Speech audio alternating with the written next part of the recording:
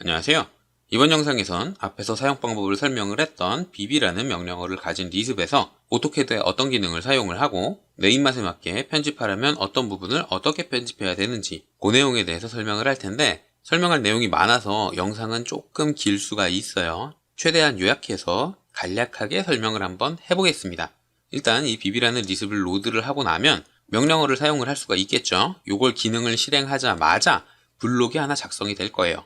자동으로 작성이 될 겁니다. 그리고 스타트 넘버를 입력하고 여기서부터 여기까지 넣겠다, 이렇게 지정을 해주면 차례대로 숫자가 증가하는 다중지시선이 자동으로 작성이 될 겁니다.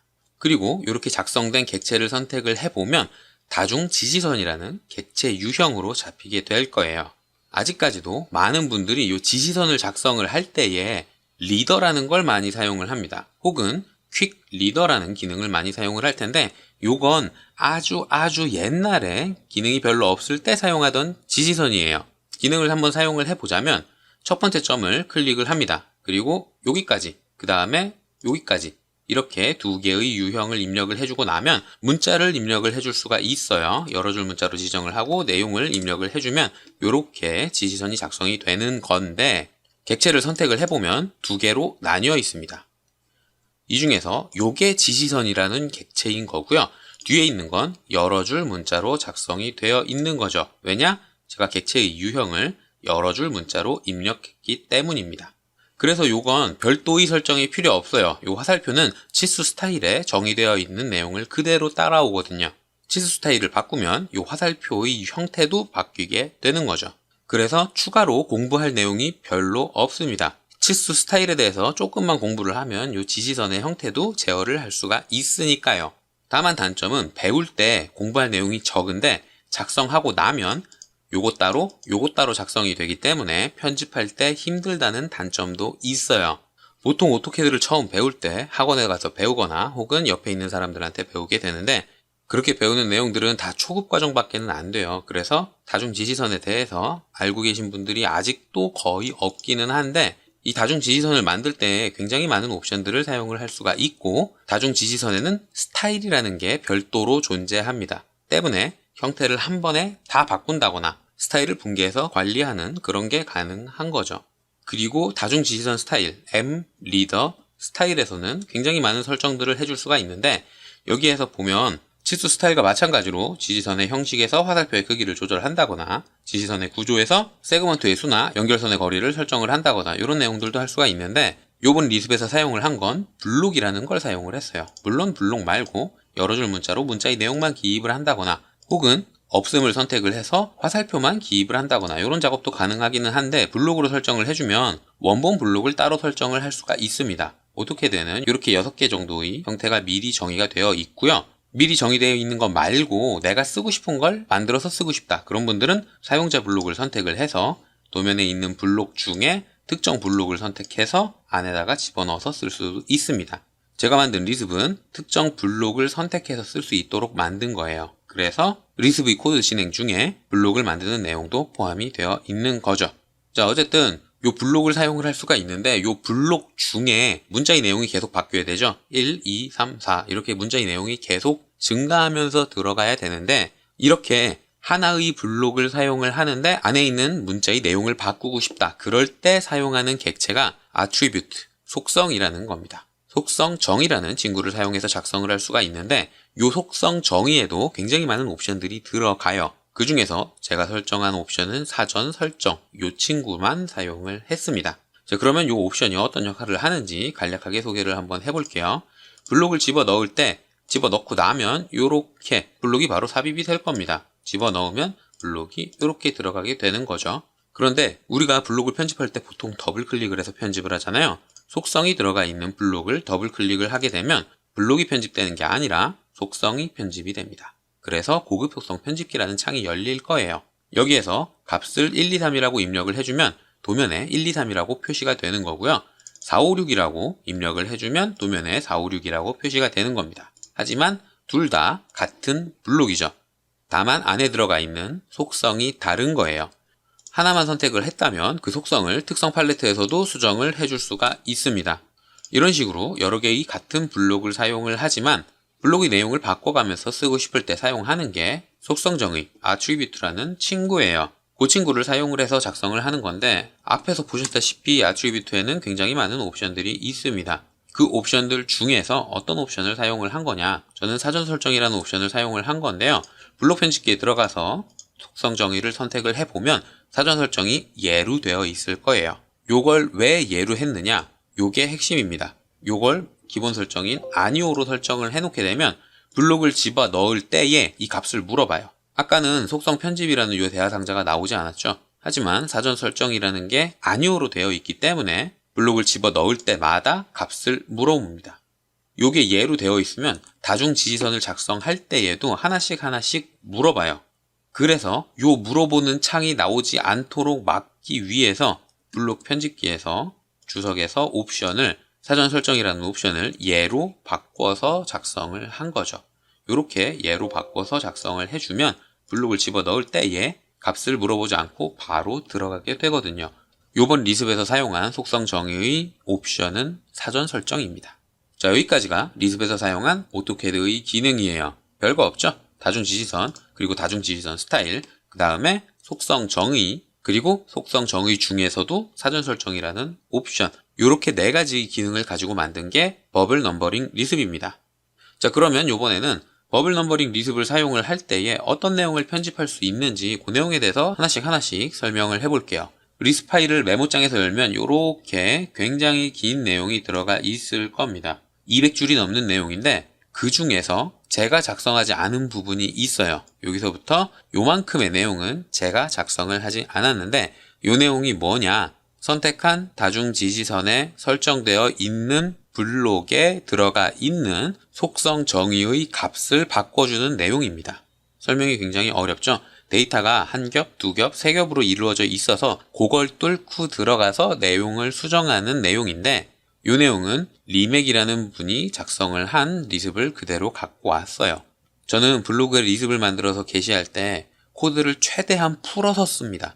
보고 공부하실 분들을 위한 자료라서 최대한 풀어 헤쳐서 파악하기 쉽도록 작성을 해요. 그러면서 공부하실 분들이 보기 편하도록 한눈에 들어올 수 있게 정리를 하는 편이기는 한데 이 내용은 워낙 복잡한 내용이라서 제가 정리를 한 것보다 이분이 작성을 한 내용이 훨씬 보기 좋더라고요. 그래서 리맥님께서 작성한 내용을 그대로 갖고 와서 리습에 집어 넣었습니다. 이분의 홈페이지에 들어가면 굉장히 많은 코드들이 있는데 코드들을 굉장히 잘 정리해 두셨어요. 그런데 저처럼 풀어 헤쳐서 처음 공부하시는 분들이 보기 좋도록 정리를 하는 게 아니라 서브 함수나 루프를 굉장히 많이 사용을 해서 간결하게, 간략하게 정리를 굉장히 잘 하시는 분입니다. 이분 홈페이지에서 이런저런 코드들을 보시면 리습을 공부할 때 굉장히 많은 도움이 되실 거예요. 자, 다시 본론으로 돌아와서 이 내용을 제외한 나머지 내용들은 제가 다 작성을 한 내용인데 여기에서 어떤 부분을 수정을 해야 되느냐, 제가 이미지로 정리를 해서 이 내용도 블로그에 게시를 해두기는 할 겁니다. 그런데 이런 간략한 내용만 보면 뭐가 무슨 뜻인지 모르니까 하나씩 영상에서 간략하게나마 설명을 하려고 합니다. 자, 리습 파일을 열면 가장 먼저 보이는 게 블록을 만드는 내용이 보일 거예요. 이 내용이 블록을 만드는 내용인데 블록을 만들 때에는 여러 가지 설정들이 필요합니다. 그 중에서도 요번에 만들 블록은 안에 속성정이라는 객체가 들어가게 되죠. 그리고 그 친구는 일종의 문자이기 때문에 문자 스타일도 필요해요. 그리고 그 친구가 가져야 될 높이 값도 들어가 있겠죠. 그래서 요 블록을 만들 때에 집어넣어줘야 되는 내용이 당연히 블록의 이름이 필요하죠. 어떤 이름의 블록을 만들겠다라고 정의를 해줘야 될 거고요. 그 다음에 속성 정의에서 사용할 문자의 스타일이 필요할 겁니다. 그리고 블록 안에 들어가 있는 객체들이 사용할 도면층이 필요하겠죠. 어떤 도면층으로 작성을 해줘야 될지 정해줘야 되니까요. 그리고 문자가 들어가니까 당연히 문자의 높이를 정의해줄 필요가 있습니다. 요 4가지의 설정으로 블록을 만드는 내용인데 가장 처음에는 블록이 있는지 없는지를 먼저 찾아봐요. 버블이라는 블록이 이미 있으면 그냥 갖다 쓰면 되잖아요. 따로 만들 필요가 없죠. 그래서 블록이 있는지 없는지를 한번 판별을 해보는 거예요. 그래서 블록이 없다. 그러면 블록을 그제서야 만드는 겁니다. 인터넷이나 여기저기 떠들고 있는 리습에서 블록을 집어넣는 내용이 필요하다. 그러면 특정 경로의 특정 DWG 파일을 블록으로 불러오는 코드 진행을 많이들 사용을 하기는 해요. 그걸 쓰는 이유는 일반 사용자들이 그 블록을 직접 편집하기 쉽도록 특정 경로에 있는 파일을 로드해서 쓰도록 만드는 건데, 블록을 만들 때에는 꼭 그럴 필요는 없습니다. 코드 진행 자체에서 블록을 그냥 만들어도 돼요. 예전에 제가 만들어 놓은 영상에 댓글을 다신 분들 중에 한 분이 endblk가 뭔지 몰라서 리습을 공부하지 못했다라고 댓글을 남겨주신 분이 계셨어요. end블록이라는 건 여기까지가 블록의 정의다라고 마킹을 해주는 역할을 하는 겁니다. 그러니까 요 앞에 있는 내용, 실질적으로 블록에 들어가는 객체들은 요 두 줄인 거예요. 원, att, 속성, 정의. 이렇게 두 가지의 객체만 작성을 한 건데, 여기에서 편집할 수 있는 내용은 요 부분밖에는 없습니다. 문자의 높이는 앞에서 입력한 걸 그대로 갖고 와서 쓰게 되는 건데, 원을 작성하려면 반지름이라는 게 필요하죠. 그 반지름의 값에 문자의 높이에 2를 곱한 값을 설정을 하도록 집어넣어 놨어요. 물론 요 값을 변수로 받아서 위에다 정의를 해주면 반지름의 값을 별도로 입력해서 블록을 만들 수가 있기는 한데, 변수를 조금이라도 줄이고자 2배로 입력을 해줬습니다. 만약 2배가 너무 크다, 1.5배였으면 좋겠다, 그러면 요 숫자 2를 1.5라고만 수정을 해주시면 돼요. 요게 블록을 만들 때에 편집할 수 있는 내용입니다. 이렇게 블록을 만드는 내용 밑에는 도면층을 만드는 내용, 그리고 문자 스타일을 만드는 내용, 그리고 다중 지시선이 있는지 없는지를 검색하는 내용, 그리고 다중 지시선을 만드는 내용이 있는데, 앞에 있는 내용들에서는 편집할 게 별로 없어요. 그리고 편집할 수 있을 만한 부분에는 주석을 달아놨으니까 그 주석만 보고도 충분히 편집을 하실 수가 있을 텐데, 이 부분은 설명할 필요가 조금 있습니다. 다중 지시선 스타일을 만들 때에 어떤 값을 설정을 할 수 있느냐, 다중 지시선을 살펴보면 이렇게 구성이 되어 있잖아요. 객체를 선택한 다음 특성창을 살펴보면 편집할 수 있는 값이 화살촉의 크기, 그리고 연결선의 거리가 있어요. 화살촉의 크기는 당연히 이 친구의 크기를 의미하겠죠.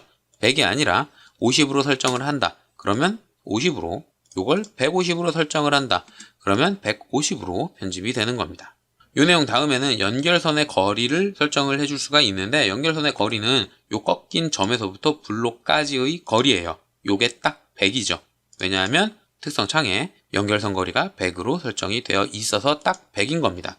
이 친구를 50으로 수정하면 짧아지고 200으로 수정하면 길어지는 거예요. 그리고 이 친구를 0으로 설정을 하면 아예 딱 붙어버리는 거죠. 이 값들은 객체별로 제어를 할 수도 있기는 한데, 다중 지시선 스타일을 만들 때에 기본값으로 설정되는 값을 둘 다 100으로 설정을 해뒀어요. 이 값이 마음에 들지 않는 분들은 이 100이라는 숫자를 원하는 값으로 수정을 하시면 됩니다. 위에 있는 게 화살촉의 크기, 밑에 있는 게 연결선의 거리예요. 자, 그리고 다음 단계로 넘어가게 되면 드디어 bb라는 메인 펑션이 나오게 되는데, 당연히 제가 임의로 입력해 놓은 bb라는 명령어는 수정을 할 수가 있습니다. diffun c 땡땡 뒤에 알파벳 bb, 이 친구가 명령어예요. bb가 마음에 들지 않는 분들은 이 부분을 본인이 편한 걸로 수정을 해서 사용을 하시면 됩니다. 그리고 여기서부터 여기까지의 내용이 앞에서 제가 설명한 도면층을 만들고 문자 스타일을 만들고 그런 서브 함수들을 정의해 놓은 걸 갖고 와서 여러 가지 설정들을 직접 도면에 만드는 내용인데, 이 내용들도 당연히 편집을 할 수가 있어요. 근데 편집을 할 때 제가 색깔 카테고리로 묶어놨죠. 요것들은 같은 값으로 설정을 해줘야 됩니다. 자, 가장 먼저 파란색, 요 남색으로 설정이 되어 있는 건 도면층의 이름이에요. 기본 설정에서는 리습을 실행을 하면 버블이라는 도면층이 자동으로 생겨나게 됩니다. 그런데 이 도면층의 이름이나 색상이 마음에 안 들 수가 있죠. 그 내용을 여기에서 편집을 하는 건데, 이 파란색이 도면층의 이름을 의미하는 거예요. 만약 나는 테스트라는 걸로 하고 싶다. 그러면 여기도 테스트, 여기도 테스트, 여기도 테스트로 바꿔줘야 되는 거예요. 이 값이 동일해야 합니다. 그리고 두 번째에 있는 도면층의 이름 오른쪽에 보면 숫자 2가 적혀 있을 텐데, 요게 도면층의 색상 번호예요. 오토캐드에서 컬러라는 명령어를 사용을 해보면 색상 선택하는 대화상자가 나올 겁니다.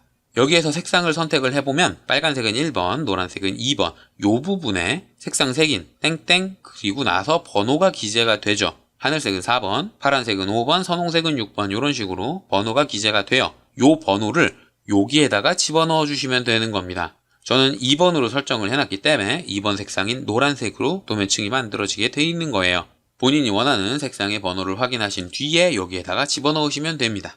그리고 주황색으로 버블이라고 체크를 해둔 부분이 세 군데가 있는데, 요건 문자 스타일의 이름이에요. 블록 안에 들어가 있는 attribute, 속성 정의에서도 당연히 이것도 문자이기 때문에 어떤 글꼴로 표시를 해줘야겠다라는 문자 스타일이 필요합니다. 그 문자 스타일의 이름, 요 이름이 요 부분에서 주황색으로 사각형 쳐놓은 부분에서 정의가 되는 거예요. 그리고 요 값도 바꾸고 싶다면 3개를 같은 값으로 바꿔줘야만 합니다. 그 다음에 초록색 부분은 블록의 이름을 설정하는 내용이에요. 지금은 버블 넘버라고 설정이 되어 있죠. 요 이름은 요 초록색에서 정의가 되는 건데 요 값도 마찬가지로 같은 내용으로 바꿔줘야 합니다. 만약에 블록의 이름을 샘플로 바꾸고 싶다. 그러면 샘플, 샘플, 샘플 세 군데 모두 샘플이라고 수정을 해줘야 되는 거예요. 마지막으로 보라색으로 체크를 해둔 부분은 다중지시선 스타일의 이름입니다.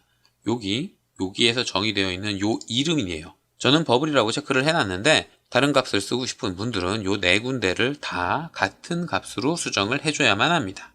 여기까지가 메인 펑션인 bb에서 사용할 수 있는 기능인데 제가 만들어 놓은 명령어는 bb 한 개만이 아니죠. bbsc, 블록의 축척을 수정하는 명령어도 있고 화살표 크기를 수정하는 명령어도 있고 연결선의 길이를 수정하는 명령어도 있어요. 그런데 이 코드를 보면 이렇게 넘겨가면서 볼 때에 대동소이합니다. 아주 조금만 바뀌죠.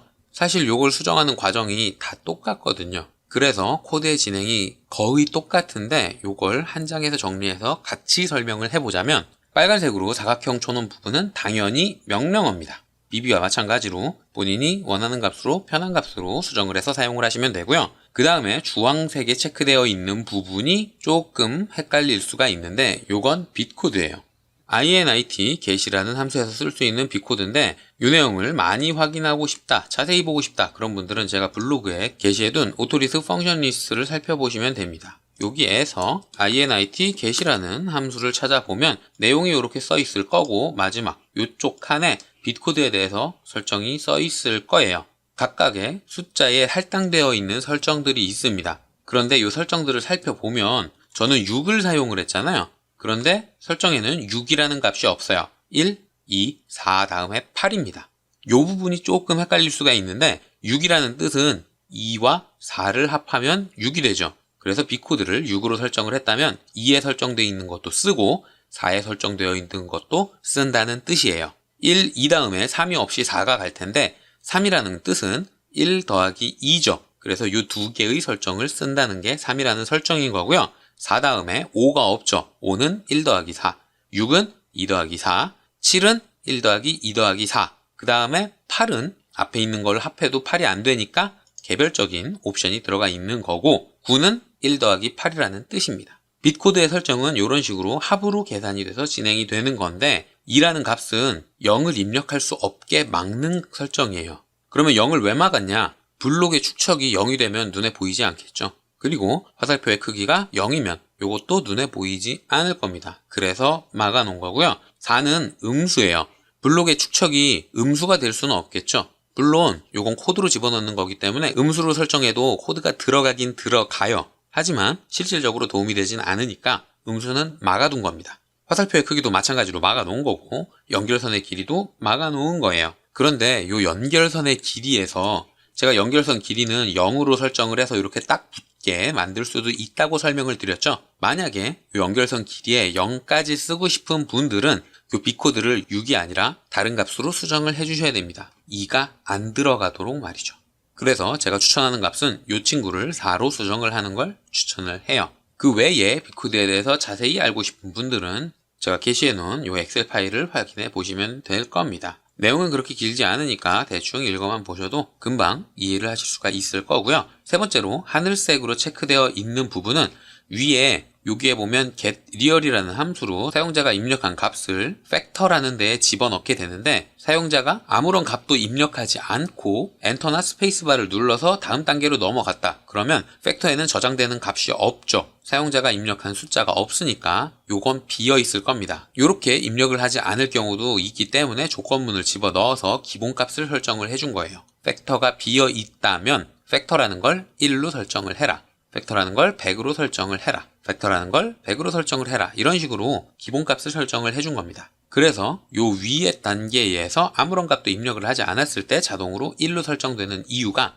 요게 1이기 때문인 거예요. 만약에 기본 설정으로 화살표의 크기를 난 100이 아니라 300으로 하고 싶다. 그러면 요걸 300으로 수정을 해주시면 되는데 이때 같이 수정해주면 좋은 게 요 친구입니다. 이 내용은 기능을 실행할 때 마우스 커서 옆에 그리고 명령행에 표시되는 내용이에요. 여기에서 꺽쇠 괄호 안에 100이라고 집어넣어 놨기 때문에 기능을 쓸 때 100이라는 게 눈에 보이게 되는 겁니다. BBA라는 기능을 쓰면 제가 아무런 값도 타이핑을 하지 않았는데 툴팁 오른쪽에 보면 100이라고 체크가 되어 있죠. 저렇게 체크되어 있는 이유가 이 친구 때문인 거예요. 그러니까 이 친구를 수정을 할 생각이 있다면 이 꺽쇠 괄호 안에 있는 숫자도 같이 수정을 해주는 게 좋습니다. 물론 이 내용을 수정하지 않는다 그래서 기능이 실행되지 않는 건 아니에요. 하지만 알아보기 쉽도록 가급적이면 저 메시지까지 같이 편집을 해주면 좋겠죠.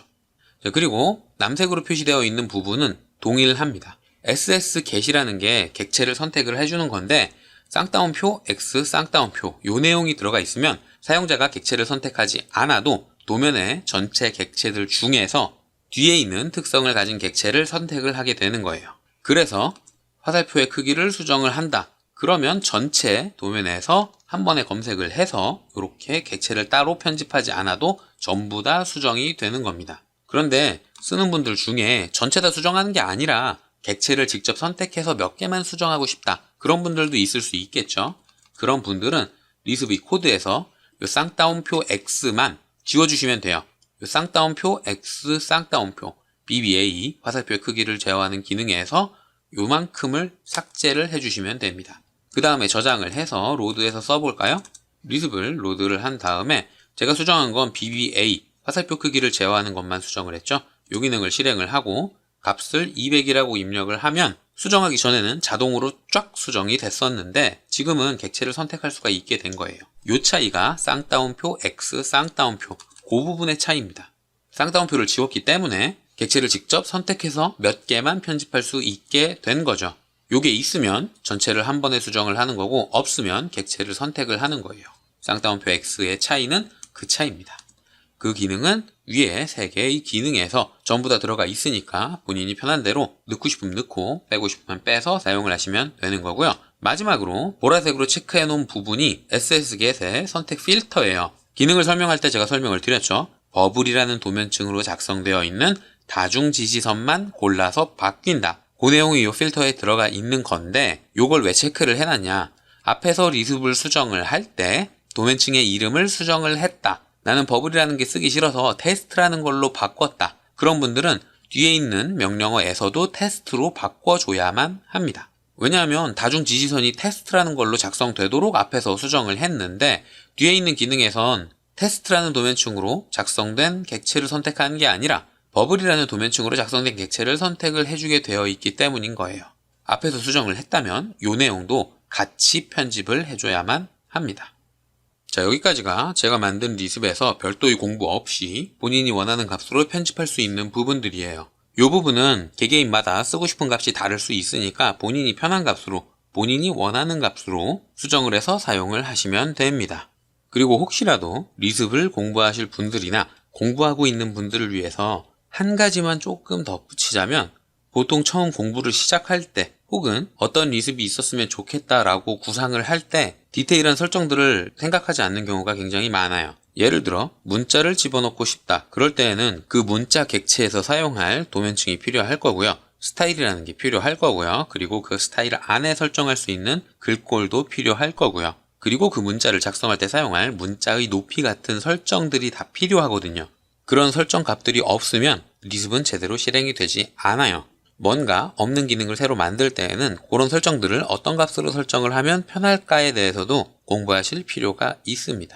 그리고 보셨다시피 제가 if라는 걸 굉장히 많이 집어넣어 놨는데 그 이유는 도면층이 미리 만들어져 있으면 갖다 쓰기 위해서, 문자 스타일이 이미 있으면 갖다 쓰기 위해서, 블록이 있으면 그냥 갖다 쓰기 위해서, 설정이 이미 되어 있으면 추가로 만들 필요가 없으니까 그냥 갖다 쓰기 위해서 if라는 걸 넣어 놓은 거고, 만약에 도면층이 이미 있지만 이미 있는 도면층의 색깔을 바꾸고 싶을 수도 있잖아요. 그런 경우에 별도의 설정을 하기 위해서 if라는 조건문을 다 집어넣어 놓은 거예요. 이런 디테일한 것까지 고려를 해서 리스브를 만들면 조금 더 사용하기 편한 리스브를 만드실 수가 있을 겁니다. 자, 이번 영상은 여기까지고요. 혹시라도 이해되지 않는 게 있다거나 궁금한 게 있는 분들은 댓글이나 이메일을 남겨주시면 최대한 빨리 확인하고 답을 드리도록 하겠습니다.